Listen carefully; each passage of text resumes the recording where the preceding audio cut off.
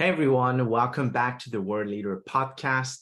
In this episode, I have the honor of interviewing one of Trivium Writing's clients, Maida Celedón. She just recently published her very first book titled The Road to Fuck It. And The Road to Fuck It is a self-help book, but not any type of self-help book. And that's the reason I wanted to interview Maida and talk about the process that we went through to write and publish that book and really make it an excellent kind of unconventional self-help book. We're going to talk about why that is in a minute. But first, Maida, can you introduce yourself so that the audience can get a little bit of a sense of who you are before we start talking about that very nice book that you just released? Absolutely. First of all, thank you for having me. My name is Maida. I am originally from Chile in South America. I live in Toronto, Canada right now. I've been here for almost 10 years. I started off as a journalist back home. I did journalism for a few years until I moved here.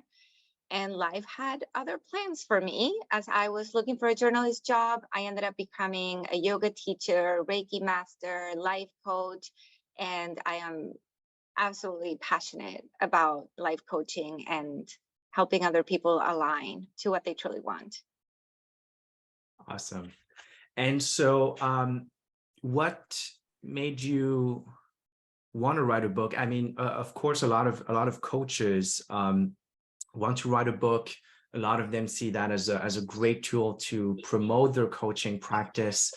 But I do know that you kind of had a different vision, which I think is why the book turned out to be so good and get such positive feedback. But tell us a little bit about the motivations behind writing the book, especially since you were already a writer as a journalist back in Chile.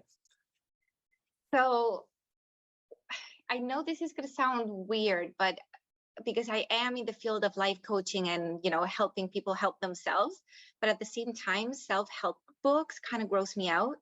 So I wanted to write a self-help book that wasn't quite like following all the cliches, and that's just not who I am. And that is another thing that I learned from being, in North America, because I lived in the States as well.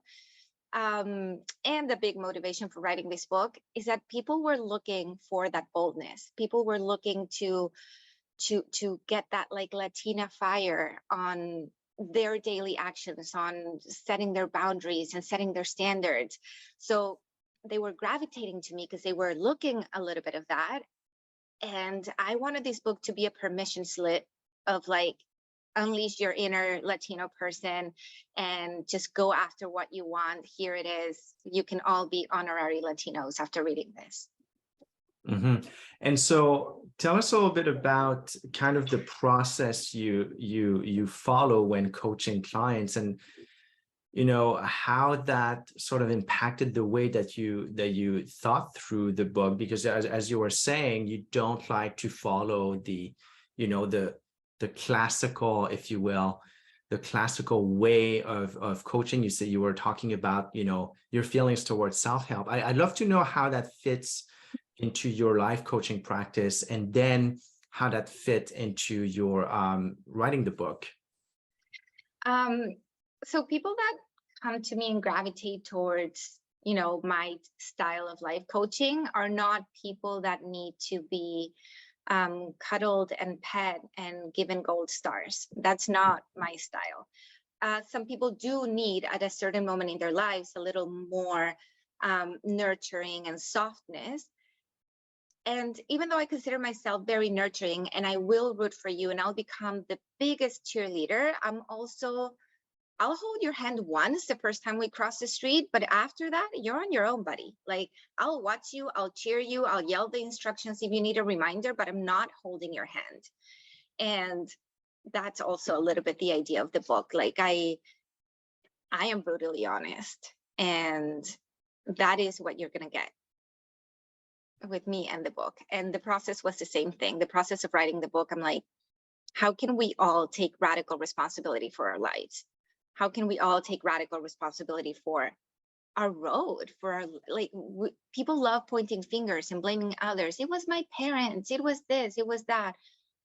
Okay, but you do have a choice. You're not a tree, you're not planted. You can move, you can change things. So come on, let's change things. Yeah, and I think that's definitely what's resonating the most with readers in the book, in your voice and your style, which is essentially it's challenging. There's a little bit of swearing here and there. It's kind of like having that tough friend who's giving you some tough love. I think that's really how I describe this book at the end of the day. It's tough love that you need to hear. And I think you mentioned a few times that some of the people around you who aren't necessarily into self-help really found a lot of value in the book because of that, because of the style, because of how it was structured. Can you talk a little bit about that? Yeah, so it's funny because a few people, that know me, so they're like, okay, I'm going to read your book, because the proximity factor. And they would start saying, I'm not your target audience, but, and then they would say all the things that they got out of the book. And everyone shares the common comment, which is every time they turn a page, they're like, oh my God, people should read this. Oh my God, I'm going to buy this book for a friend. Oh, if my friend only heard these words or read this paragraph. And they're sharing it on social media. And it's incredible to see how everyone, even the ones that think that they're not my target audience, is getting something, because it is basically, I don't know, it's a very basic how to just live your own fucking life. Sorry, can I swear? But it's like, live your own fucking life. Like, this is yours. And that is applicable to anyone, whether you're in the personal development world or you're not. It doesn't matter what you're into. You're still living a life. You're still, you're alive. So there's something to live. It doesn't matter what you believe in. It doesn't matter what your road is. We can all relate that we're alive and we want to make the most out of it. So yeah, it's interesting. There's a saying that, whatever you say that comes before but is automatically invalidated by your but. And so I think it's interesting in your case to find out that perhaps there are more people who are your target audience. And I think what's so interesting about that is personal development, and especially what we call self-help, kind of has a bad rep. And I think just calling it self-help has a pejorative connotation for a lot of people. Even for me. Yeah, I feel the same way. I think I prefer calling it personal development because that's what I feel it is, or personal growth. Calling it self-help, has this pejorative connotation. But one of the things that I often like to remind people, especially when it comes to writing a book, and especially when they have a little bit of imposter syndrome, they're wondering if they should be writing that book, if they have the credentials, or if they're the right person. And my answer always is, there is always room for someone to articulate a message in a certain way, because I am absolutely sure that the message that you're conveying in that book is fairly universal. Other people have written about it, but let's say you'll take a classic personal development guru, the way that they would write that very same message would completely turn off that same person that came to you saying, well, I really resonated with this book and with this particular passage. And that's really because of the way that it's written, the way that it's structured, and the way that it's presented. And that is so key. And I encourage everyone to write a book if they can, because it doesn't matter if what they're saying has been said before. It's not about that. We are all very unique individuals, and we all have our own voice. So you and I can write the same book with the same concepts, the same title in the chapters. It is still going to be different because you have your own voice and I have my own voice. Like, you'll see throughout the book, there's a lot of swearing out there. And there are other coaches that wouldn't write it that way. Some people are going to resonate with that. Some people are going to feel offended with my swearing, and that's okay. But every person, it's their own secret sauce to, like, again, I'm not talking about new concepts in this book. It is the delivery.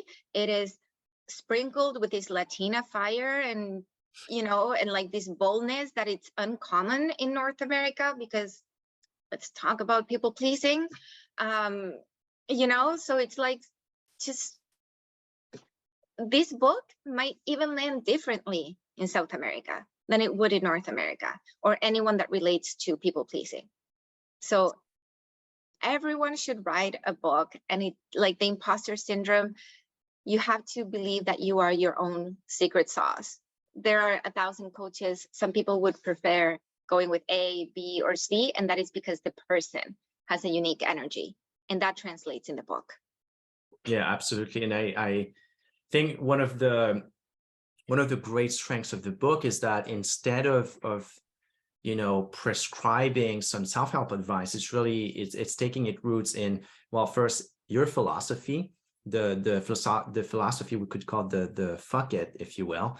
Your life story. You talk a lot about, one of the main stories in the book is how you moved to Canada, and some of the adventures, or the events that led you to almost not getting your visa, and a couple other stories that you relate from other clients. And so that's really what gives the strength of the book, and that's how people can extract the wisdom out of that book, as opposed to giving a 7-step process, or something that's a little more generic, if you will.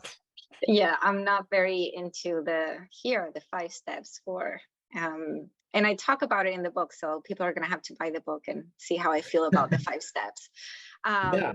But yeah, that's the other thing. Like, when you're writing a book, you are sharing some of your experiences. In my case, because I work with people, I'm also sharing a little bit of their experience.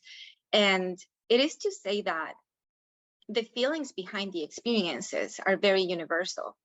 And that's the point of connection that we have with everybody else. There's even a point that I was trying to make, and I shared it through my immigration story. And then I even say in the book, these might not be relatable to you, but here's a story that will be relatable to you. And it had to do with a breakup and whatnot. The feeling behind both stories are the same, but they are 2 very different stories. So my point behind this is, find your own story where you can relate to those messages. And because the solution, or the outcome, or the light at the end of the tunnel is going to be the same for all of us, no matter what your story is. So we find evidence in other people's experiences that we can relate back to our own experience. And that's how we learn, oh, they did this, maybe I can try this. That helped this person, I can try that. And that's how we get out of our own shit.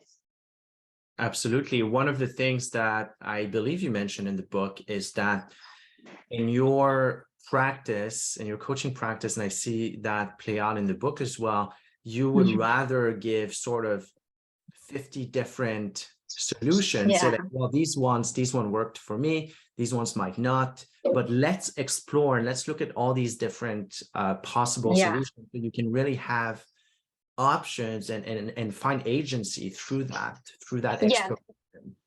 That is something that some coaches do that I personally don't. I don't want to shit on other coaches. Like, everyone has their own system. I just don't identify with this method, which is, they find something that works and that's what they teach and that's where they go.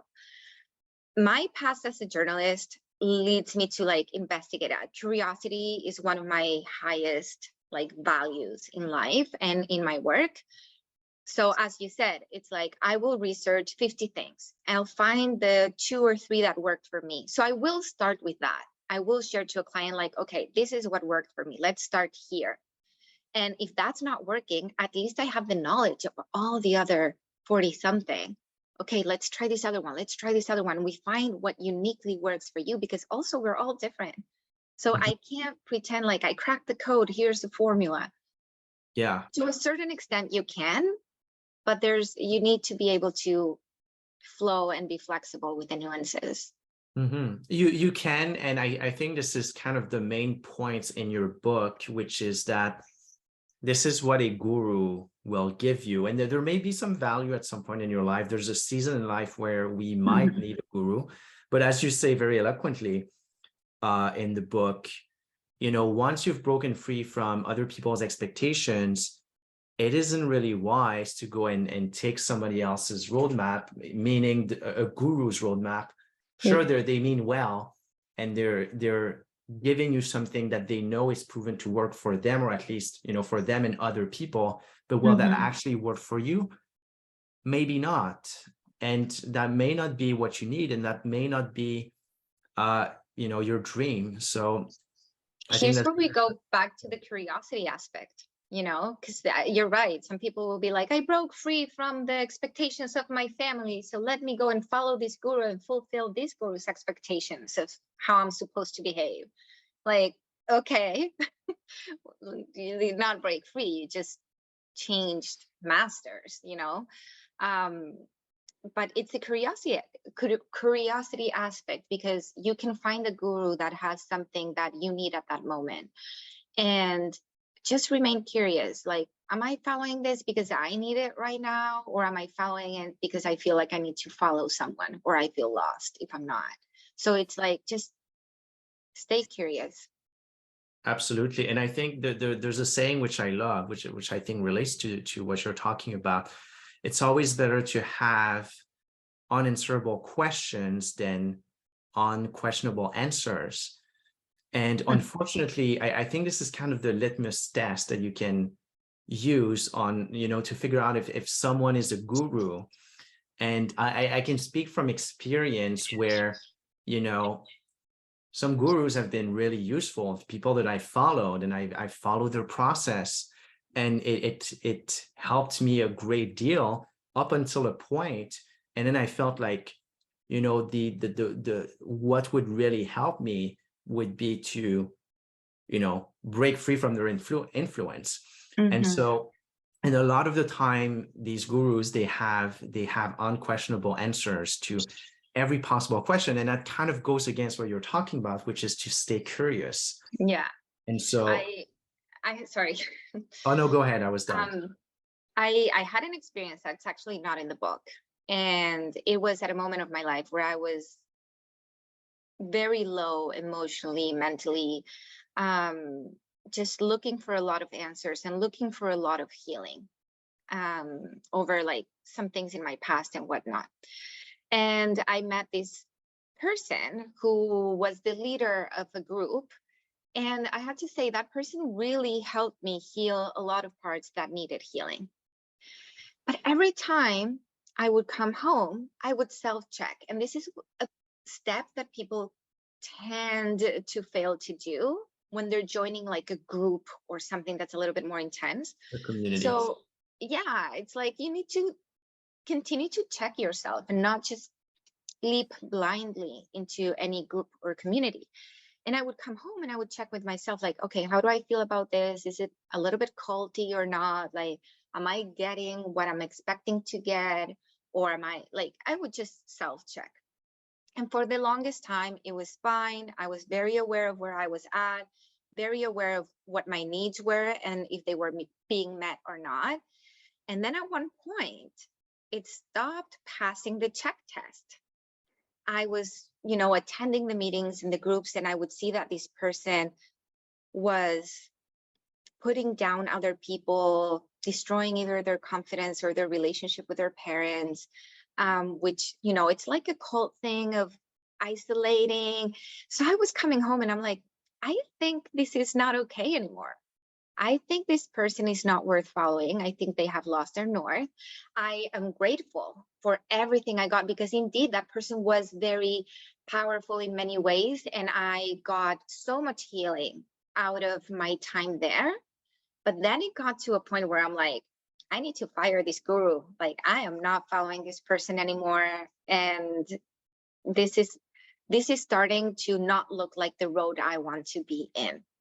This is starting to look like someone's pushing me into their road, and I'm not for that shit. So I got out as fast as I could, and grateful, wish them well, sayonara, like, no.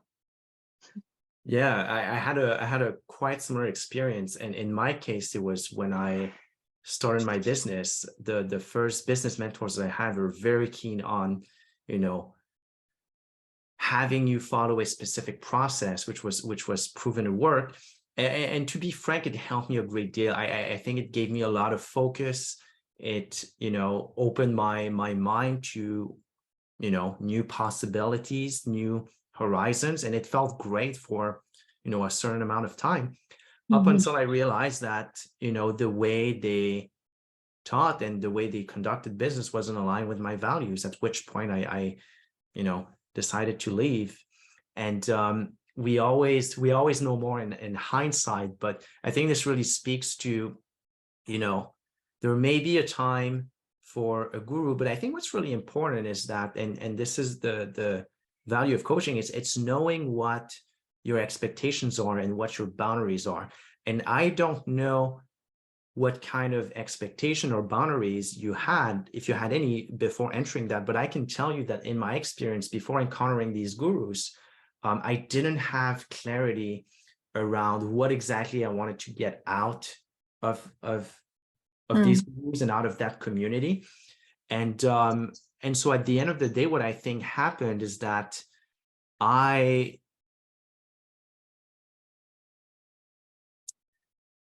adopted a dream or dreams or desires that weren't necessarily mine. And that was because I didn't have the expectations and the boundaries and the clarity needed in order to join a community and follow that kind of a process, which I think is if you're going to follow anyone or a process, you need to have that. Yeah. And it's also a lot in like the responsibility of the person that's leading, because someone that is seeking attention and approval and wants some sort of unhealthy connection can also feel that towards me. And it's up to me to recognize what's going on and set the boundaries and be like, honey, get me out of the pedestal. Like, that's not where I belong. This is not what we're doing. Tell us a little bit about what's in the book and what people can find in the book. Well, they can find 7 steps. I'm just kidding. There are no steps. So the whole thing, it takes you through getting curious. First of all, that's where we start. We get curious as if like you're riding are you on your own road? Are you even driving your own car? Are you in the back seat? Like kind of like taking inventory. Where are you at? I'm not here to tell you where you're at. I am just showing you what it looks like when you drive, what it looks like when you're not driving. So that way you can assess in your life, am I driving? Am I not? Am I even in my own car? Like what's going on? And then the journey is what happens when you get in the driver's seat. And I am not talking at any point of like, the destination and like, this is where you want to go, because for everyone it's going to be different. And again, with the whole guru thing that we were just talking, like, I am not here to tell anyone what they should want out of life. So many times I even mentioned, this is also not about you have to think unconventionally either. If your dream is the house and the kids and the car and the 2 golden retrievers, go ahead. Like, be happy if that's really your dream. This is about questioning is like, is that my dream? Or am I actually, I was taught to want that, but in reality, I don't want that. And both are accepted and respected and all of that. So then the book is more about things that you can encounter on the road the moment you decide to drive. So it's like what to expect. Like you might encounter this might happen.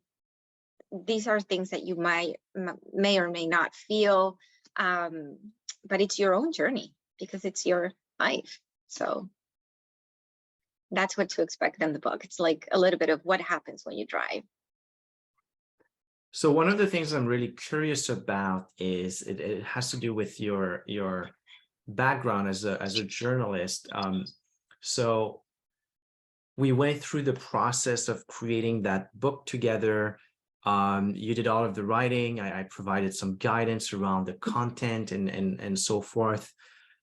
I'd love to hear from you as a former journalist and as you're as a writer, and with your experience in PR, what makes the process of writing a book different than anything you've written before?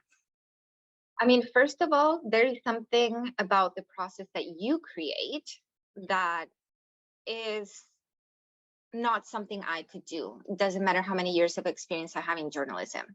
The way that you help structure the book, and just the basic belief of, like, when people grab a book, they grab a book and they have questions, and you make sure that all these questions are there, and I need to make sure that they are answered.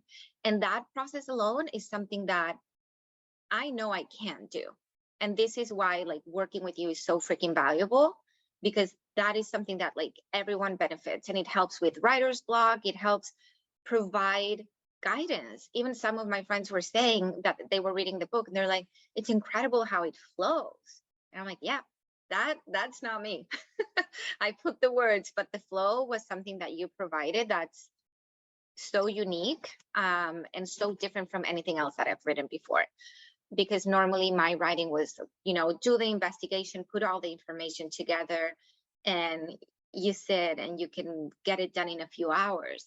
But a book is not something you get done in a few hours. This took me several months, and I was living the book as I was writing it as well in many parts. And every time I would pick it up, I would have to go back and read what I just wrote. And that process of making it flow so seamlessly would have not been possible without what you do. So that was very different from anything I've written before, like allowing just the journey to make sense and making sure that any question the writer has when they pick up my book is answered. That's incredible. That was awesome. It was a form of, it was almost as though the roles were reversed in a sense, because now I was asking the question as a journalist. You're normally the one asking the questions, right? Yeah, that's the other thing. It's like, I mean, normally I'm the one asking the questions, yes, but also the type of, work that I did in PR, advertising, and media, and television as well. Yes, we ask the questions, but what we do is answer questions to the public. So there's so much information out there about so many topics that my job is to grab all that information. It's similar to what I do in life coaching. I'll grab all the 50 techniques and make them simple for you. Like, my job is to save you time. So you don't have to read 100 self-help books. You can just read mine. You're good. Just kidding. I want to know more about, you said you were living the book as you were writing it, and that's something that often happens to clients, especially when it's a topic that's very close to them. I'd love to know a little bit more about what that was like to be writing this book over the course of several months, and kind of seeing these concepts apply in your life and other people's life. What was that like? I feel that makes the book incredibly honest to begin with. It's as raw as it comes. But it also, I think what translates with this is how universal these concepts are. Because I was living the book as I was writing it. And, the editing process that you have to, like, reread it 1,000 times and whatnot. So many times I picked up the book being like, oh my God, that thing I wrote 4 months ago, is it still applicable? Like, and I would approach the book with that fear of, like, am I still the person that wrote this book a year ago? And yes, I still think all those things, and everything still applies. It's so universal. So I was experiencing certain conversations the moment that I was writing them. I was going with clients through certain things the moment I was writing them. And I reread this now, and it's like that, it's so universal and it is so relatable for everybody. I think so many concepts explained in the book, people will relate. Even one of my friends said, I want my mom to read it, not that, you know, again, she's not your target audience, or not that she's going to book a session with you. But for him, what was interesting is this would be topic of conversation. All of these things are topic of conversation. How does that generation feel about the way life is being viewed right now? So it's pretty cool. Mm. And so the other thing that I'm very curious about is, well, the fact that you wrote that book in your second language, and the fact also that a lot of the writing that, sorry? Third language. Oh, third language. What's your second language? So technically my first one is Portuguese, because even though I was born in Chile, I was 2 years old when I moved to Brazil. So I learned how to speak there. Oh, I did not know that. Then it was Spanish, and then English when I was 8 or 9. That's when I learned English. Oh, damn. Oh, well, in your third language then. And so a lot of the writing that you've done, you know, as a journalist was in Spanish. So, and of course, you've been in Canada for a very long time, and so it may not be, it may not make as big of a difference as if you, I don't know, if you wrote that book 10 years ago. But what was that process like? Because I mean, a lot of people all over the world, they want to write, and they want to write books in English, and of course it can be a challenge. So can you speak a little bit about what that was like, and perhaps what's helped you in general? Yeah, so it was definitely nerve-wracking because I was a very good writer in Spanish, and I felt that every time I would try to write in English, grammar is just so different. Like the rules of grammar are different. So I knew that my writing had a lot of mistakes. At the same time, the advantage of learning English after, or having it be another language, a second or whatever number of language it is that you do pay more attention to grammar and how things are being written. And every time I read a book in English, I'm paying attention. Like, oh, I noticed that they put a comma after this word. And like in Spanish, we don't do that. So the advantage of being like ESL is that you learn more proper English than actual native speakers. So use that to your advantage. That's one thing. And the other thing is like, it is nerve-wracking. I thought I was going to have way more mistakes than I did. And I still remember with so much joy when I ask you like, how bad was it? And you're like, it wasn't bad at all. Like almost perfect. And I'm like, what? Fuck yes.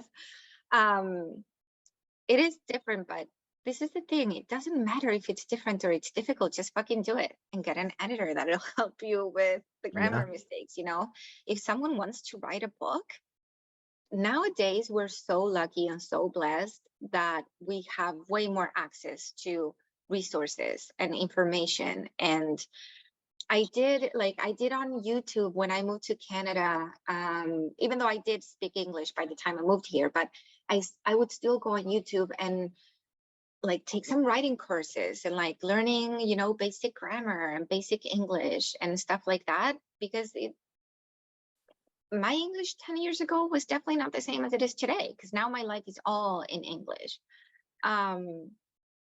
But we have the resources and we have access to information, education, and people that have the skills. So the reason why you're not writing that book is because you're telling yourself a bunch of bullshit stories as to why you're not writing the book, but none of them are real.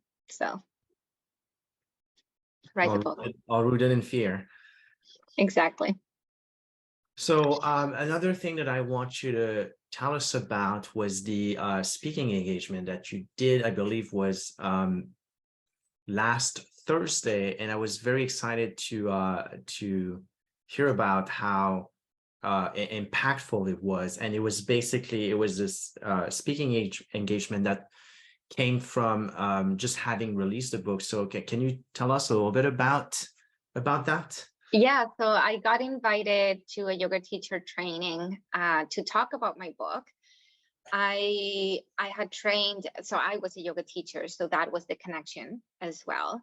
And it was so much fun. First of all, it was a small class. And we talked about the book. And what was funny is that I forgot that I was a life coach. So after I got some questions about the book, the teacher's like, take advantage of this time. Maida's a life coach. Ask her anything. And I'm like, yeah, like I'm here. Ask me anything.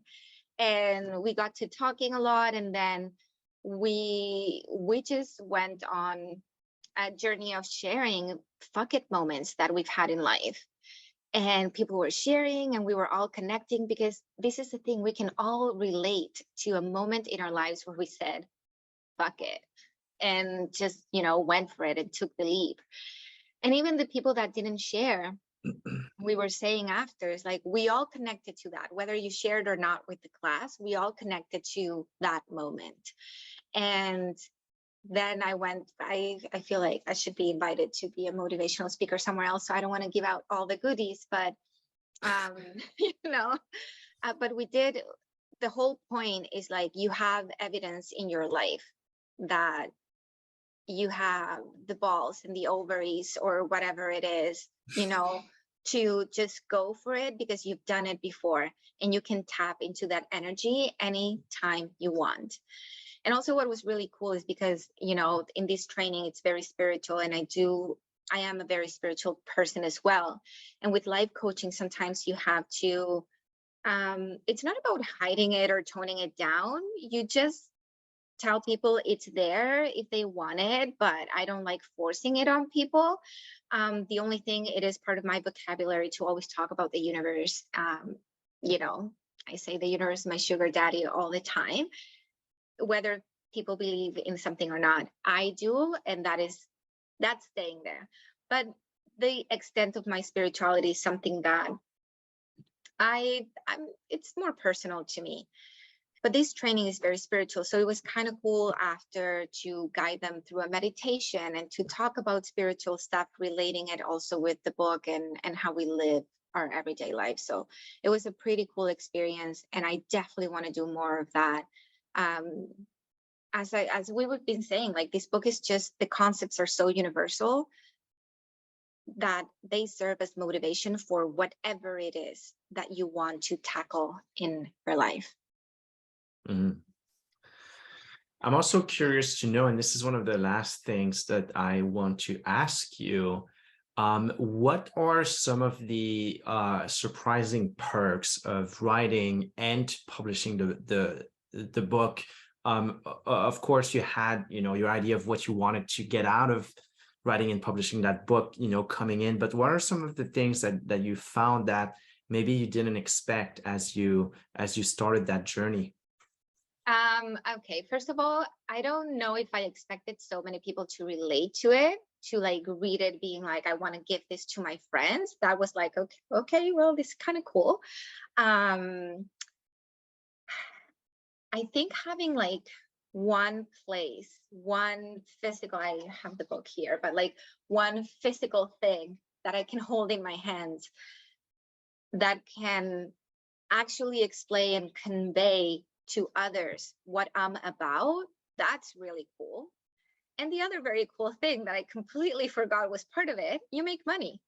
Yeah. Like, you sent me a text saying, by the way, this is how much you, and I'm like, oh, that's right, I make money out of it. Yeah, it was a pretty good first week. Yeah, so that was like a nice surprise, because I really just wrote it so I could reach more people with these messages and this fire, and like my whole intention is to light a fire under people's ass, because like people need it. And that was my intention. So then when you tell me like, hey, by the way, this is what you've been making so far, I'm like, huh. Yeah. Look at that. That's lovely. Yeah. And I think when you writing a book is one of these things, you have to do it for the right reasons. I mean, I talk to a lot of people who want to write a book. Some are very serious about it. Some are not so serious about it. And sometimes I'll ask people why they want to write a book, and because it's a very important question that's going to determine if and how they're going to achieve that goal. And sometimes, you know, the answer is like, well, like for the money in the PR. And it's like, sure, you can get these things from the book, but if that's the mindset or the mentality that you write the book for, there is not going to be the right No, and besides motivation. that, those are people that expect to write the book and they expect the book to bring them fame. And that's not how it works. Yeah. If you are going to get famous with your book, it's because you worked your ass off promoting the book that you wrote, but the book is not going to do that for you. Yeah. And so I think, and it's counterintuitive for a lot of people, but you know, not focusing on these things is what actually brings them. And I think your book is a good example of that, because as you it was said, pretty you cool. completely Like, you forgot, made money. you completely forgot about the royalties. Like, absolutely forgot. I'm like, the book is out there. I want lots of people to read it. I do like the part maybe that I would think of long-term like gain would be people reading this, if they resonate with me and they want to work with me, like, you know, yeah, I can bring you clients, you know, like I'm also going to be honest about that.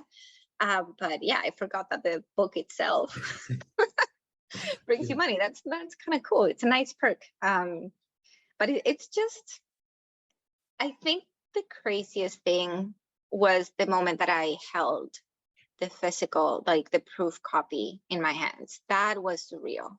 That was surreal. It's like, I did this. You are holding tangibly your creation. It's not an idea anymore. It's not in my computer screen. It's actually a physical form. No longer a Word doc. That's wild. Yeah. But no, that I would also say this, like, you know, I'm going to promote you because honestly, working with you has been, I can't imagine this book being as good as it is, as much as I am the secret sauce and yada, yada, if it wasn't through the process that you do. So that alone is like, yes.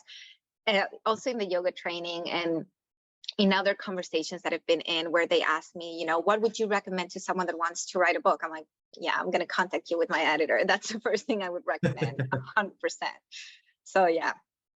Well, thank you. I appreciate that. Of course. All right. Well, so where can people connect with you? Obviously, there's your website, social media. What's the best place to get in touch with you? I mean, Instagram is great. Connecting with me on Instagram at Maida.Celedón M. I know I have a complicated name, but I'm sure you're going to tag it there somewhere. The thing with being foreign, right? We can't just be Sam Smith. Well, I think this is also very specific to South Americans. A lot of last names. Yeah. Oh my God. Yeah, because we have not just last names, actually, last just name a lot and of maternal names. last name, and we always have 2 or 3 names. So like my actual full name is Maria Magdalena Celedón Morandé. Like that's a mouthful. That let's just say I don't even have a middle name. Mine is just Leon Larouche. So basic. Yeah, but still people have a hard time pronunciating your name. Oh, of course. It's the worst name outside of where I'm from. Well, especially like for doing business when you're like want to introduce yourself, like all the time I'm like Maida, like the Maida's touch without the S, Maida. Like I have this whole spiel that I have to do around my name. But yes, going back to the subject, Instagram is the best way at Maida, Maida .Celedon, Celedon M at the end. And on Instagram, you can find how to send me an email. If you want to send me an email, that would be hello@maidaceledon.com. My website, I am very accessible. You can even comment, you know, in one of my photos, hey, send me a DM. I want to talk to you. I'll DM you. So awesome. Yes, and I'll put all of these links, including your Instagram, website, link to purchase the book on Amazon. Yeah. Now, I have a question for you before we go. Yes. So what was because again, working with everybody is different. I am curious to know, what was your favorite part about working on this book specifically? My favorite part, I think, was starting to see, I mean, we had the advantage of living in the same city.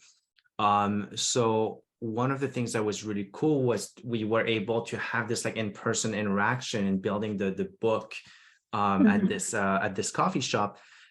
And once you started writing the book, I think I don't remember when that was, but once you had like a good chunk of the book written, because one of the things, for the audience, the way that I work with clients is once we've built out the book, you start writing it based on my guidelines and based on the questions that I provide.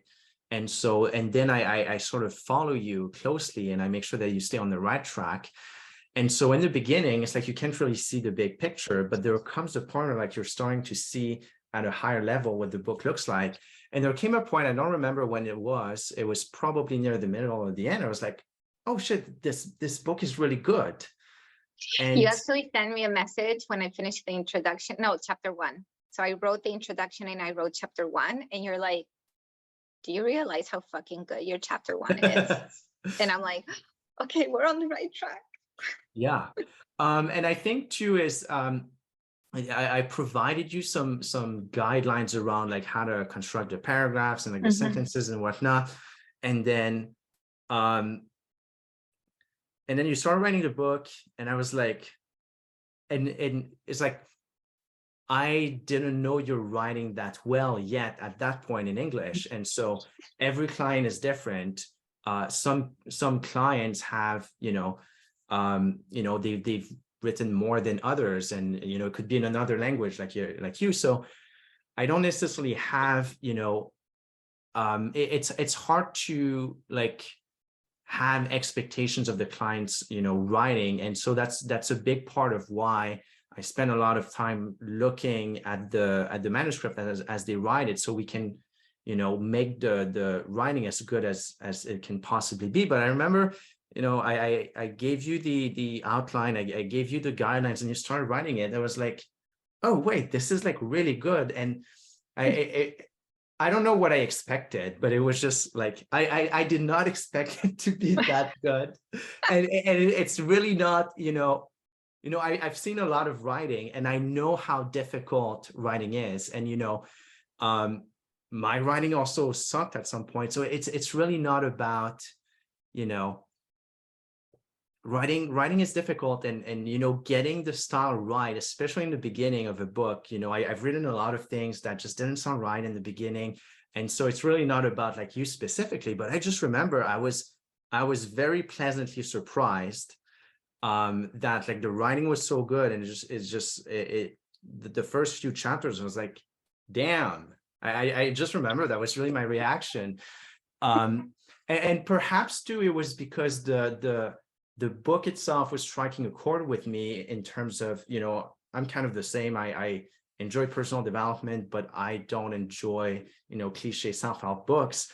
And I remember reading this thing, and I was like, oh, wow, like this is really good. And like I helped like build that. And I remember at one point I asked myself, is it, and it's kind of it's a weird question, but I remember asking myself, wait, is it like that good? Like how much credit can I take like for like the book being that good? Because like it's really good.